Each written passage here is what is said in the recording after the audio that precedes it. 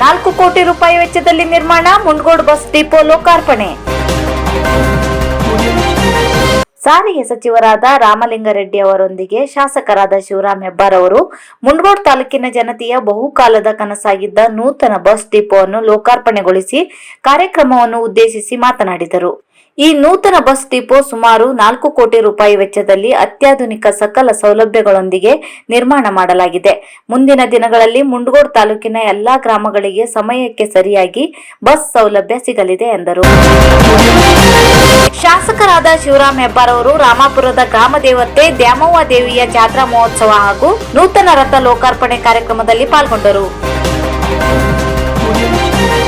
ಶಾಸಕರಾದ ಶಿವರಾಮ್ ಹೆಬ್ಬಾರ್ ಅವರು ಅಂಡಿಗಿ ಗ್ರಾಮ ಪಂಚಾಯಿತಿ ವ್ಯಾಪ್ತಿಯ ರಾಮಾಪುರದ ಗ್ರಾಮ ದೇವತೆ ದ್ಯಾಮವ್ವ ದೇವಿಯ ಜಾತ್ರಾ ಮಹೋತ್ಸವ ಹಾಗೂ ನೂತನ ರಥ ಲೋಕಾರ್ಪಣೆ ಕಾರ್ಯಕ್ರಮದಲ್ಲಿ ಪಾಲ್ಗೊಂಡು ದೇವಿಯ ಆಶೀರ್ವಾದವನ್ನು ಪಡೆದು ಕ್ಷೇತ್ರದ ಒಳಿತಿಗಾಗಿ ಪ್ರಾರ್ಥಿಸಿದರು.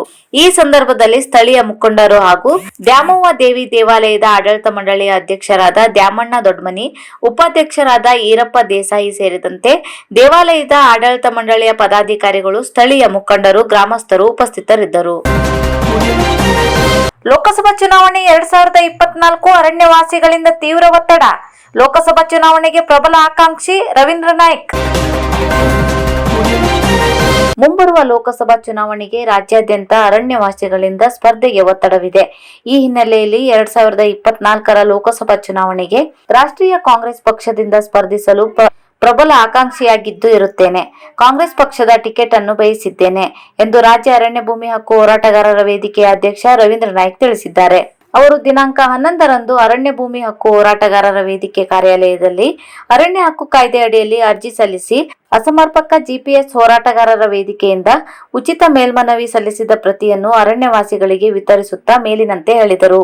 ರಾಜ್ಯದ 16 ಜಿಲ್ಲೆಗಳಲ್ಲಿ ಹಾಗೂ ಉತ್ತರ ಕನ್ನಡ ಜಿಲ್ಲೆಯ 85,000 ಅರಣ್ಯವಾಸಿಗಳ ಪರವಾಗಿ ನಿರಂತರ 33 ವರ್ಷ ಸಂಘಟನೆ, ಹೋರಾಟ ಹಾಗೂ ಕಾನೂನಾತ್ಮಕ ಹೋರಾಟ ಮಾಡಿರುವುದರಿಂದ ಅರಣ್ಯವಾಸಿಗಳಿಂದ ಚುನಾವಣೆಗೆ ಸ್ಪರ್ಧಿಸಲು ಒತ್ತಡವಿರುವುದು ಸಹಜ.